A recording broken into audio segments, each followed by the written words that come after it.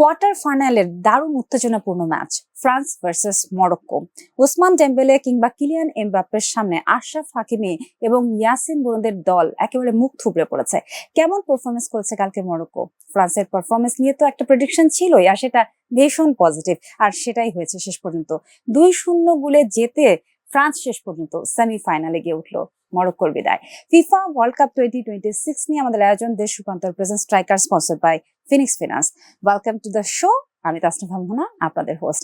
আজকে ফুটবল প্রেমী দুই মানুষ আমাদের সঙ্গে রয়েছেন, এবং দুজন শুধুমাত্র ফুটবল লাভারই নন, দুজনেই ফুটবল সম্পর্কে ভীষণ টেকনিক্যাল বিশ্লেষণ করতে ভালোবাসেন। একজন আমাদের সঙ্গে আছেন বাংলাদেশের স্বনামধন্য গীতিকার এবং বাংলাদেশের জাতীয় পুরস্কার প্রাপ্ত গীতিকার রবিউল ইসলাম জীবন, এবং অন্যজন আছেন বাংলাদেশ জাতীয় ফুটবল দলের সাবেক footballer Rehana Parvin. Welcome to the show. Thank you. কেমন আছেন? আলহামদুলিল্লাহ ভালো আছি। কেমন আছেন আপু? ভালো আছি। গতকাল ফ্রান্স ভার্সেস মরক্কোর ম্যাচে একদম শুরুতে পেনাল্টি মিস করেছে কিলিয়ান এমবাপ্পে। সামহাও কি মনে হচ্ছে না, আমি নিজেও এই স্ট্যাটাসটা দিয়েছি গতকালকে, যে এই বিশ্বকাপ আসলে পেনাল্টি মিস করা বিষয়টাকে শৈল্পিক পর্যায়ে নিয়ে যাচ্ছে। সো প্রথমে ছিল ব্রাজিলের ব্রুনো গিমারেস, তারপরে আমরা দেখলাম আমাদের মেসি, যার অনেক পেনাল্টি মিস করার রেকর্ড রয়েছে। মেসি দুইটা মিস করেছে। হ্যাঁ, এবং তারপরে গতকালকে কিলিয়ান এমবাপ্পে। কি বলবেন? এটা আসলে পেনাল্টি মিস করা খেলারই একটা অংশ, আর আসলে চাপ থেকে এটা হয়। এটা প্লেয়াররা অনেক সময় অনেক বেশি চাপে থাকে, এবং এমবাপ্পে যখন পেনাল্টি শুটটা করছিল তার বডি ল্যাঙ্গুয়েজটা, সে কিন্তু আকাশের দিকে তাকাচ্ছে, উপরের দিকে, মানে নানা রকম কিন্তু মুভমেন্ট করছে। সে একটু অন্যমনস্ক ছিল, এবং কিন্তু সে যাতে গোলকিপার তাকে রিড করতে না পারে, সে কিন্তু গোলকিপারের চোখেও তাকায় নেই। কিন্তু সে হয়তো চেয়েছিল যে ডান বারে বলটা মেরেছে, একটু বারের পাশাপাশি হয়তো মারতে চেয়েছে 1-2 ফুটের মধ্যে, আর গোলকিপার যে এমন জায়গায় ঝাঁপ দিয়েছে এবং এটা মিলে গেছে। আর এটাতে আমি মনে করি একটা জিনিস হয়েছে যে এমবাপ্পের গোল মিস হওয়াটা তাকে আবার তাঁতিয়ে দিয়েছে। সে নর্মালি যে পারফর্ম করে সেটা তো অবশ্যই করে, সে সবসময় জ্বালাময় পারফরমেন্স করে, কিন্তু গোল মিস হওয়াতে কিন্তু সে তার ভিতরে যে কোদ, তার ভিতরে যে জেদ, এটা আরো বেশি জাগ্রত হয়েছে, এবং সেটা আমরা শেষ দিকে কিন্তু খেলায় কিন্তু সেটা প্রমাণ পেয়েছি। গোল মিস এমবাপ্পের কাছ থেকে আসলে আমরা প্রত্যাশা করি না, কিন্তু আসলে হয়ে যায়, এটা খেলারই একটা অংশ। আপনি যেটা বলছিলেন, মেসি এবার দুটা পেনাল্টি মিস করেছে, এবং মেসিও আমরা একই ঘটনায় দেখেছি যে সে পেনাল্টি মিস করার পরে তার মধ্যে একটা অপরাধ বোধ তৈরি হয়েছে, তার মধ্যে একটা অনুশোচনা হয়েছে যে আমি মিস করেছি, এবং লাস্ট মোমেন্টে গিয়ে মেসি সেটা প্রমাণ করে দিয়েছে, এবং এমবাপ্পেও তাই করেছে। তো এটা আর কি যে তারা তো আসলে দিন শেষে মানুষ, যতই তারা একদম ওয়ার্ল্ড শ্রেষ্ঠ প্লেয়ার হোক, কিন্তু যন্ত্রণা মানুষ, তো একটু ভুল হইতেই পারে। সারা ওয়ার্ল্ডের এক্সপেকটেশন থাকে, তাই না, তাদের দিকে, যেহেতু তারকা খেলোয়াড়। একটু মরক্কোর প্রসঙ্গে আসতে চাই। এখানে আসলে এমবাপ্পের পারফরমেন্সের থেকে ইয়াসিন বুনোর পারফরমেন্সের কথা বলতে হবে, কারণ সেই যেভাবে বলটাকে ধরেছে, ক্যাচটা ধরেছে, এবং সেটার কারণে কিন্তু মরক্কোর মধ্যে একটা কনফিডেন্স বিল্ড করেছে, যেটা এমবাপ্পের ক্ষেত্রে জীবন ভাই বলছিলেন যে উল্টোটা হয়েছে। কিন্তু সামহাও মরক্কো যে চাপটা সৃষ্টি করতে চেয়েছিল ফ্রান্সের প্রতি, সেটা কি পেরেছে? হ্যাঁ, অবশ্যই পেরেছে। এটা ফ্রান্সের যেটা আমরা দেখেছি বিগত আমলের থেকে, যে আমরা খেলাগুলো দেখালাম না ফ্রান্সের, যে ফ্রান্স কিন্তু দুর্দান্ত খেলা খেলেছে। আমি ফ্রান্সের কিন্তু এখন পর্যন্ত আমি কিন্তু ত্রুটি খুঁজে পাচ্ছি না, যে ফ্রান্স মানে ওরা না স্মুথলি সব গেম গুলো দারুণ ভাবে পারফর্ম করেছে। আর আমি এমনিতেই একটু ব্রাজিলের সাপোর্ট ছিলাম, যেহেতু ব্রাজিল হেরে গেছে বলে আমি আর্জেন্টিনার বিপক্ষে কথা বলেছি তা কিন্তু না। আমি কিন্তু মানে আশাবাদী আমার দ্বিতীয় টিমে, যে ফ্রান্স ওয়ার্ল্ড কাপ মনে হয় পাবেই। আমার কনফিডেন্স আর কি, এ থেকে বলছি। আর আমি যেটা বলতে চাচ্ছি, যে কালকের যে খেলাটা এমবাপ্পে ভাইয়াটা বললো যে গোল মিসিং করাটা আসলে একটা পার্ট, খেলার পার্টি মিসিং হবে বা কি গোল করবে এরকম সমঝোতা আছে। কিন্তু আমাদের যদিও আর্জেন্টিনা আমাদের অনেক আমরা আলোচনা সমালোচনা শুনছি যে আর্জেন্টিনা এই ওয়ার্ল্ড কাপ এত টাকা নিয়েছে, এই করেছে, আমরা অনেকভাবে আমরা শুনছি, অনেক লেখালেখি হচ্ছে মিডিয়াতে, বা অনেকেই টক শোতে অনেকে কথা বলছে যে অত আর্জেন্টিনা ফেভারে রাখার জন্য এই করছে। অনেকে বলছে যে এটা হয়তো বিজনেস রক্ষার জন্য আর্জেন্টিনাকে এখনো দাঁড়িয়ে রেখেছে, কারণ আর্জেন্টিনার মেসিকে যদি করা হয় তাহলে তো ওয়ার্ল্ড কাপ কেউ খেলা দেখবে না।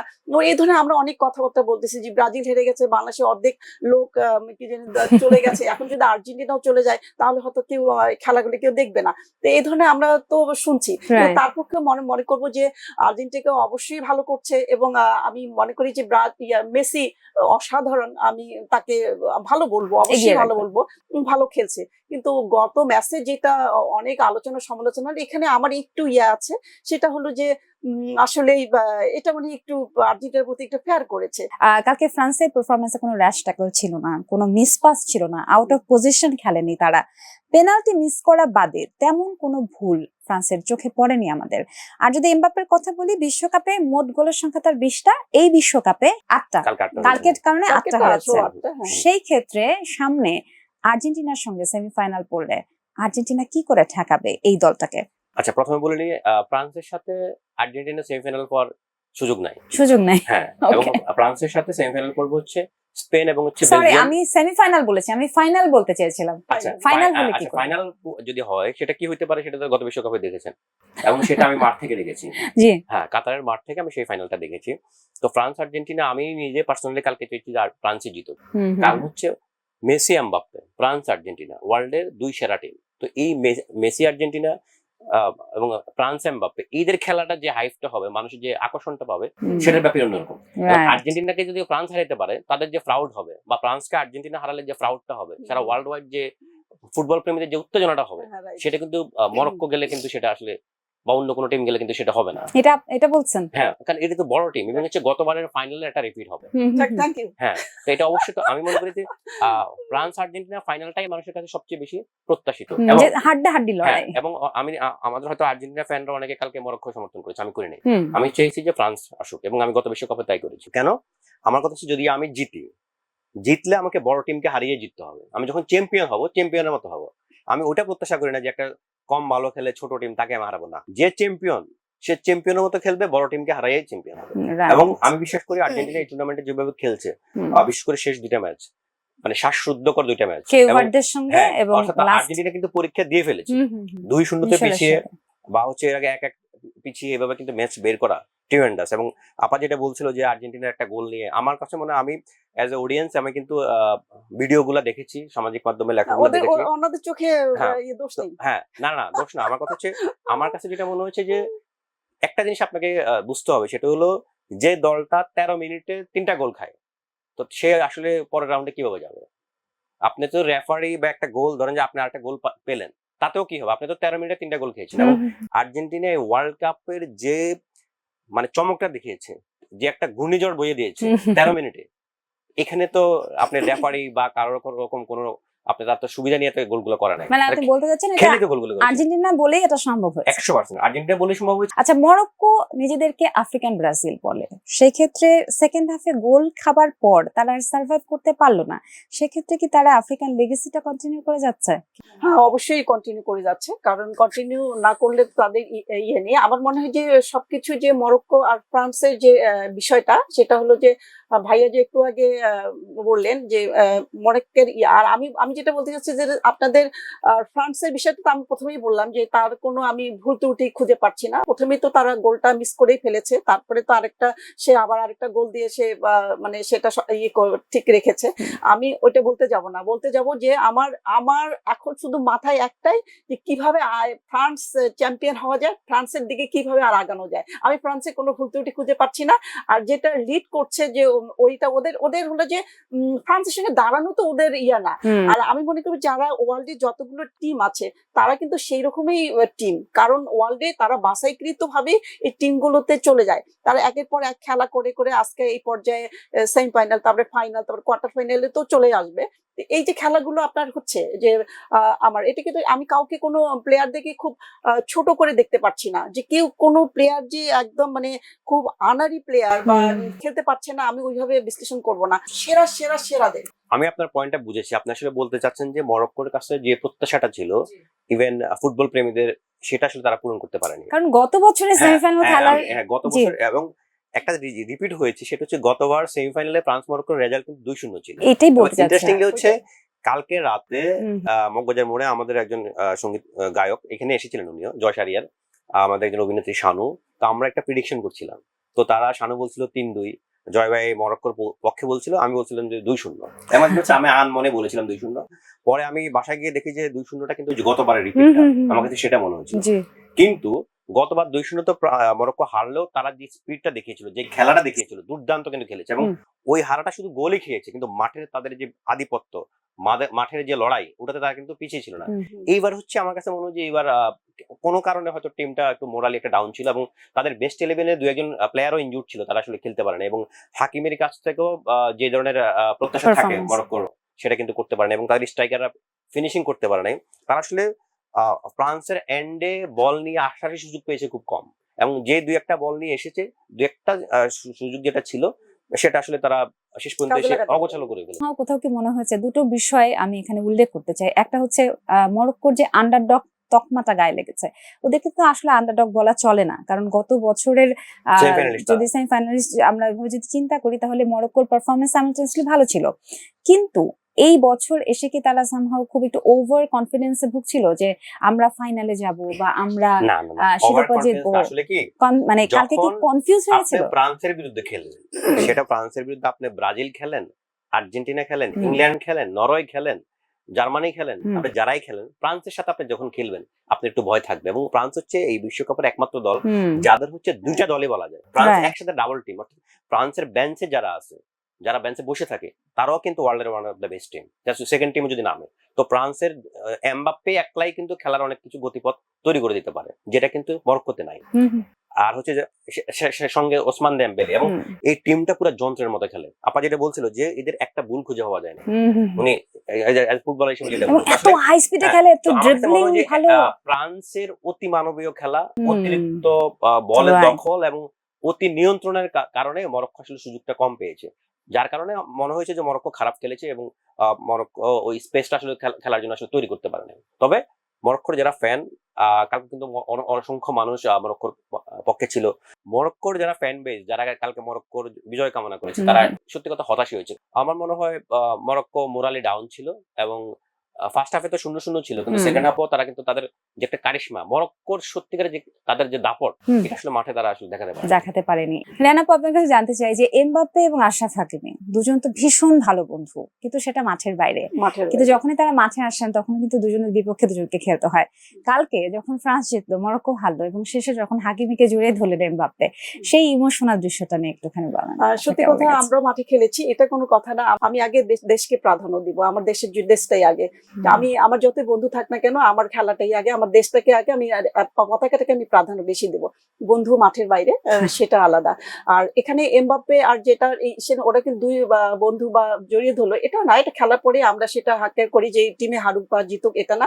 আমরা সবাই যখন মাঠে ঢুকবো, তখন আমরা সবাই কম্পিটিশনের মাধ্যমে তখন আমরা বিপরীত থাকি। আর যখন মাঠের বাইরে যাই, তখন কিন্তু আমরা সবাই ফ্রেন্ড। এখানে আর্জেন্টিনা, ব্রাজিল বা ফ্রান্স, মরক্কো বলে কোনো টিমের কথা নেই, আমরা তখন ফ্রেন্ড হয়ে যাই। কিন্তু যখন আমরা মাঠে নামবো, তখনই কিন্তু আমরা প্রতিপক্ষ। এটাকে আমাদের ভাবতে হবে, আমাদের দেশকে, পতাকাকে আগে রিপ্রেজেন্ট করতে হবে, আমার পতাকাকে আগে প্রাধান্য দিতে হবে। কিন্তু ওদের হলো যে সাহসিকতা না, ওদের যেমন একটা নেগলেন্সি ছিল যে আমরা তো অনেক টিম করে যেতে এইভাবে আসছি, ফ্রান্সকে হয়তো বা আমরা হারাবো, ওভার কনফিডেন্স ছিল, যে কনফিডেন্স নিয়ে ছিল যে আমরা করতে পারবো। কিন্তু না, সবসময় সব ওভার কনফিডেন্স হয় না। জীবন ভাইয়ের কাছে আসি, যে কি মনে হয়েছে কালকের ম্যাচটাতে মরক্কোর যিনি কোচ ছিলেন, তার ট্যাকটিক্যাল ডিসিশনে কোথায় ব্লান্ডারটা তিনি করেছেন?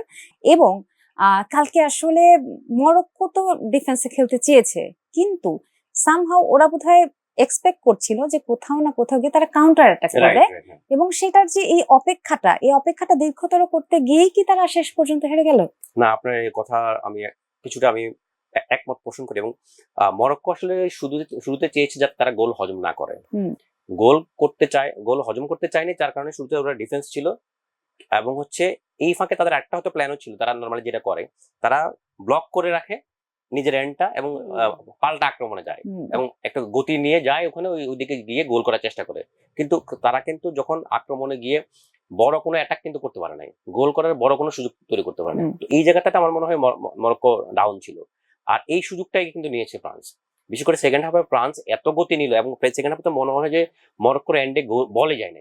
এবং মরক্কো ডিফেন্স কিন্তু ভালো করেছে, এবং ওদের গোলকিপারটা দুর্দান্ত খেলেছে, দুর্দান্ত। ফ্রান্স আসলে সুযোগই দেয়নি। হ্যাঁ, দো অফ দ্য টুর্নামেন্ট দুর্দান্ত খেলেছে, এবং যে কয়েকটা বল সে সেভ করেছে, এটা অসাধারণ ছিল। কিন্তু এমবাপ্পে যে গোলটা করেছে বা ডেম্বেলে যে গোলটা করেছে, এটা অতি মানবীয়। যে ব্লক থেকে, যেই জায়গা থেকে এমবাপ্পে গোল করেছে, এটা হয়তো অন্য কোনো ফুটবলার পক্ষে এটা রেয়ার, সেটা হয়তো অন্য কেউ 10 বার ট্রাই করলে 2 বার হবে, কিন্তু সেটা এমবাপ্পে দেখেই সম্ভব হয়েছে। এবং এমবাপ্পের এই গোলটা কতটা উজ্জীবিত করেছে ফ্রান্সকে। জাস্ট 4-5 মিনিট পরে কিন্তু আরেকটা গোল হলো, 5 মিনিট পরে মনে হয় আরেকটা কিন্তু গোল হয়ে গেল ডেম্বেলে যে গোল। এবং দুটা গোলই কিন্তু আচমকা গোল। এবং এই বিশ্বকাপে আমি আরেকটা জিনিস দেখেছি, সেটা হচ্ছে একইভাবে আমরা দেখেছি যে আর্জেন্টিনা এবং হচ্ছে কেপ বাদ্রে কিংবা আর্জেন্টিনা মিশর ম্যাচেও যে আপনি একদমই শিওর গোল করবেন এই সুযোগ আপনি ডিফেন্ডার আসলে দিচ্ছে না। এবারে বিশ্বকাপে বিউটি হচ্ছে এটা, এমবাপ্পের বেশিরভাগ গোলই সে অনেক দূর থেকে করছে আচমকা, অর্থাৎ কিছু বুঝে ওঠার আগেই ডিফেন্ডার বলটা ট্যাকেল করার আগে, নেয়ার আগেই, ধরার আগেই সে কিন্তু শুট করে দিচ্ছে। কোনাকুনি শট হচ্ছে, অনেক দূর থেকে হচ্ছে, ফ্রি কিকের জায়গা থেকে হচ্ছে, সব সুন্দর সুন্দর গোল কিন্তু হচ্ছে। ফ্রান্সের এই যে গোল, এই যে দুইটা গোল যা আচমকা, এই জায়গা থেকে, এই ওয়েদার থেকে, এই এই ঘোর থেকে কিন্তু বেরোতে পারে না মরক্কো। আমার মনে হয় মরক্কো এটাকে আর একটু যেতে পারতো, কিন্তু আসলে ভয় তো, যেখানে আপনার এগেনস্টে যখন এমবাপ্পে খেলবে, ডেম্বেলের মতো প্লেয়ার খেলবে, আপনি আসলে অ্যাটাকে গেলে তো আপনার আবার ডিফেন্সটা ফাঁকা হচ্ছে, মানসিক চাপটা শুরু থেকেই ছিল, ডিফেন্সটা ফাঁকা হচ্ছে। কিন্তু আসলে মরক্কোর কাছ থেকে আমরা এটা প্রত্যাশা করিনি। মরক্কো হারলো 2-0 হারুক, কিন্তু তাদের যে মরক্কোর যে খেলা, মরক্কোর যে অ্যাকশন, মরক্কো যে আধিপত্য বিস্তার করে খেলার মধ্যে, যে একটা ফাইটিং বজায় রাখে, পূর্বের যে খেলাগুলো দেখিয়েছে সেটা কিন্তু রাখে নাই, কিন্তু কালকে দেখাতে পারে। সেটা তারা রাখে। ওভারঅল আপনি কি বলবেন যে কালকে মানে ফিল্ডে যে খেলাটা আমরা দেখেছি, যে physical football versus creative football, তার বাইরে একটা মনস্তাত্ত্বিক খেলা ছিল যেটা মাথার মধ্যে চলছিল দুজন কোচ এবং মানে দুই একাদশের, সেইটার চাপে পড়েই একদিকে মরক্কো ছিটকে পড়লো আর একদিকে ফ্রান্স চলে গেল সেমিফাইনালে। ব্যাপারটা কি, মানে ক্যালকুলেশনটা কি এরকম? আমরা যে খেলাগুলো দেখেছি সেই খেলাটা কিন্তু কালকে ওরা শো করতে পারেনি। এরকমই হয় যে অনেক বড় বড় গেমের সাথে যদি হয়, ওরাও অনেক বড় গেম বা বড় টিম, বাট ওই হয় কি ওই খেলাদের সঙ্গে যখন ভালোর সঙ্গে হয় না, তখন হয় কি যে মানে সেন্সটা কেউ কাজ করে না। আমি যতই ফিটনেস থাকি না কেন, বা আমার কোচ আমাকে ডিসিশন দিচ্ছে কিনা, তখন মাঝে অনেক সময় কাজ হচ্ছে না, চাপটাকে বেশি মাঠের মধ্যে কিন্তু সেইটা করছে খেলা, যেটা কোচ কিন্তু যে ডিসিশন দিচ্ছে বা প্লেয়ার যে ডিসিশনে যে ওরা ফরমেটে খেলছে, পূর্বের কিন্তু ওরা কিন্তু অনেক ভালো করেছে এবং ভালো খেলেছে, আমরা দেখেছি সেই খেলাগুলো। আসলে ফ্রান্সের যে অ্যাটাক, ফ্রান্সের যে প্ল্যানিং, ওসমান দেম্বেলে, এমবাপ্পে থেকে শুরু করে পুরো আক্রমণের প্লেয়ারদের, ওদের যে এক্সিকিউশন, ওরা আসলে এমন ভাবে খেলেছে, আসলে ওরা মরক্কোকে স্পেস দেয় নাই, মরক্কোকে তারা আসলে জায়গায় দেয় নাই। এবং মরক্কোর ডিফেন্ডার যারা ছিল তারা চেষ্টা করেছে গোল ব্লক করার, কিন্তু তারা চেষ্টা করেছে, যথেষ্ট করেছে, নাহলে কিন্তু আরো বেশি গোল হতো। মরক্কো যদি আক্রমণে যদি কিছু একটা করতে পারতো, আপনার তো আসলে খেলা গোলের খেলা ফুটবল, আপনি জিততে হলে গোল দিতে হবে। এখন আপনি দুটো খেয়েছেন বা কম খেয়েছেন, কিন্তু আপনাকে জিততে হলে গোল দিতে হবে, একটা বেশি দিতেই হবে, শোধ করতে হলেও গোল দিতে হবে। আপনি তো এখন তো মরক্কো পুরো খেলা আপনি দেখেন যে কয়বার গেছে আক্রমণ করতে, কয়টা আক্রমণ। আচ্ছা, একটুখানি পরবর্তী কোয়ার্টার ফাইনাল ম্যাচটাতে আসি, স্পেন ভার্সেস বেলজিয়ামের খেলা আছে, যেটা ক্যালকুলেশন করলে কিন্তু বেলজিয়ামের ঘরে গিয়ে আসলে ভোটটা পড়ছে না, ভোটটা আলটিমেটলি স্পেনের ঘরেই পড়ছে। কিন্তু তারপরেও যেহেতু অনিশ্চয়তার ম্যাচ, কি বলবেন? আসলে স্পেন এত ডিসিপ্লিন খেলা খেলে, আমার কিন্তু আর্জেন্টিনার পরে আমার দ্বিতীয় পছন্দের দল হচ্ছে স্পেন। এবং আমার মনে হয় বর্তমান বিশ্বে যে ফুটবলের যে সৌন্দর্য, নান্দনিকতা যেটা, সেটা কিন্তু আসলে স্পেনের মাধ্যমে বজায় আছে। স্পেনের একটা জিনিস আমার ভালো লাগে, ওরা হারুক জিতুক, ওদের যে সুন্দর সুন্দর যে টিকি টাকার যে ফার্স্টটা যারা ওরা যেটা খেলে, ওরা কিন্তু ওই সুন্দর যে আর্টটা সবসময় ধরে রাখে, এটা একটা বড় একটা ব্যাপার। তো এই ওদের আর্ট আছে। আবার বেলজিয়ামের যেটা, বেলজিয়াম কিন্তু একটু পাওয়ার খেলে, একটু ফাউল করে খেলে, একটু গায়ের জোরে খেলে। আর একটা হচ্ছে যে হয়তো এই ম্যাচে কিছু ফাউল টাউল হবে অনেক বেশি বেলজিয়ামের এন্ড থেকে, যে ডিসিপ্লিন নিয়ে খেলে স্পেন, ঠান্ডা মাথায় যেটা খেলে, দিন শেষে স্পেনই আমার মনে হয় রেজাল্টটা বের করে আনবে, এটা হচ্ছে আমার ধারণা। আচ্ছা, মাইকেল ওলিসের কথা বলছিলাম, দুর্দান্ত একজন খেলোয়াড়, সে কথা বলার অপেক্ষা রাখে না। কিন্তু আমরা যেহেতু অলরেডি স্পেন এবং বেলজিয়ামের ম্যাচে চলে এসেছি, এইটা নিয়ে রেহানা আপনার প্রেডিকশন কি? আর বেলজিয়াম সুবিধা করতে পারবে না আমার মনে হয়, কারণ এরকমই কালকে যে মরক্কোর যে গেমটা করেছে সেম এরকমই গেম হবে। কারণ ওদের যে নান্দনিক, ওদের যে ডিসিপ্লিন, প্রতিটা গেমেই দেখেছি যে তারা ডিফেন্সিভ খেলেছে বা অফেন্সিভ খেলেছে বা মিস্টেক করেছে, কিন্তু আমি কিন্তু একটাও তাদের ভুল দেখতে পারি না। তার মানে আপনি আশা করছেন যে কোয়ার্টার ফাইনালে বেলজিয়ামকে হারিয়ে স্পেন উঠে যাবে? আচ্ছা, জীবন ভাই, গত বিশ্বকাপের সেমিফাইনাল এবং ফাইনাল, মানে দুটো সেমিফাইনাল এবং ফাইনাল দুটোই আপনি স্টেডিয়ামে বসে দেখেছেন, সেই এক্সপেরিয়েন্সটা একটুখানি আমাদের সঙ্গে শেয়ার। এটা আসলে ওই যেটা বলছিলেন, এটা অনন্য একটা অভিজ্ঞতা। এবং সারা পৃথিবী মনে হয় একটা ঘরের মধ্যে, একটা ছাতার নিচে, একটা মাঠ একটা ছাতার মতো, কিন্তু সেই ছাতার নিচে সারা দুনিয়া একসাথে, সারা পৃথিবীর মানুষ এখানে আছে, সেখানে বসে খেলা দেখছে। এটা আসলে যতটা না খেলা, তার চেয়ে বেশি হচ্ছে যে মানুষের যে একটা মিলন মেলা, মানুষের যে একটা বন্ডিং, শেখা, জানা, বোঝা, সবকিছু। আর খেলার যে এক্সাইটমেন্ট, প্রায় 80-90 হাজার মানুষ যখন একসাথে তালি দেয়, একসাথে যখন আওয়াজ করে, একসাথে যখন মন খারাপ করে, একসাথে যখন থেমে যায়, সেটার ফিলিংটা আসলে অন্যরকম। ম্যাজিক্যাল। হ্যাঁ, সেটা একটা ম্যাজিক্যাল এবং এটা লাইফ টাইম আপনার মনে রাখার মতো।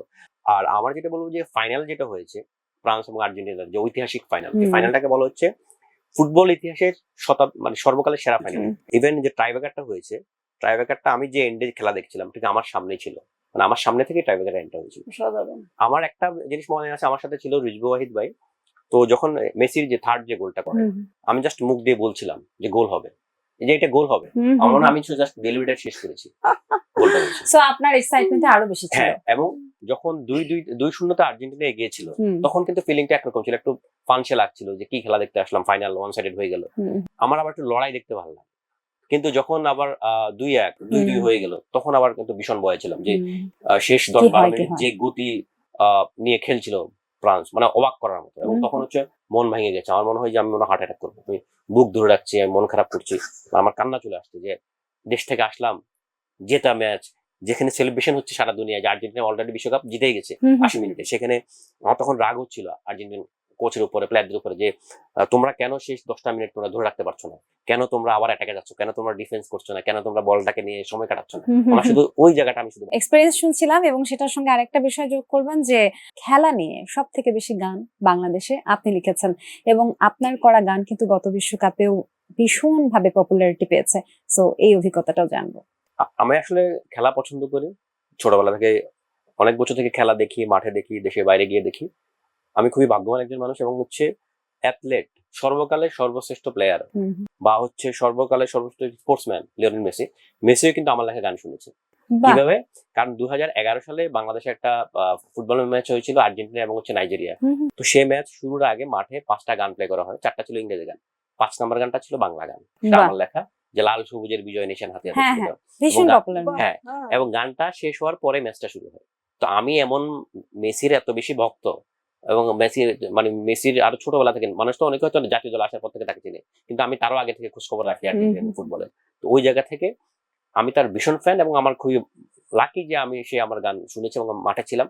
এটা একটা সারা জীবন লাইফ টাইম মনে রাখার মতো একটা মেমোরিজ। আচ্ছা রেহানা আপু, আপনিও তো অফ স্ক্রিনে বলছিলেন যে আপনি ম্যাচটা দেখেছেন, সেখানে আপনি উপস্থিত ছিলেন। তো তখন মেসিকে দূর থেকে দেখা, এবং দূর থেকে দেখি না, কাছ থেকে কাছে দেখেছি। যখন মাঠে খেলছে আমরা তো হাঁটছি, আমরা ফুটবল থেকে আমরা পেয়েছি যেহেতু প্লেয়ার হিসাবে, ও বলটা নিয়ে যাচ্ছে, আমি একটু শুইতে পারতাম, মানে এরকম এরকম করছিলাম। আমার ভাগ্য হয়েছিল কাছ থেকে দেখা, খুবই কাছ থেকে তাকে দেখেছি, এবং তার সঙ্গে হ্যান্ডশিপও করেছি সোনারগাঁয়ে যখন ছিল। মোটামুটি সবার সঙ্গেই আমার ফুটবল যতই তারকা বাংলাদেশে আসুক না কেন, আমার সৌভাগ্য হয় একটু দেখার জন্য। Anyway, thank you so much Jun ভাই, thank you so much Rehana আপু for coming on the show.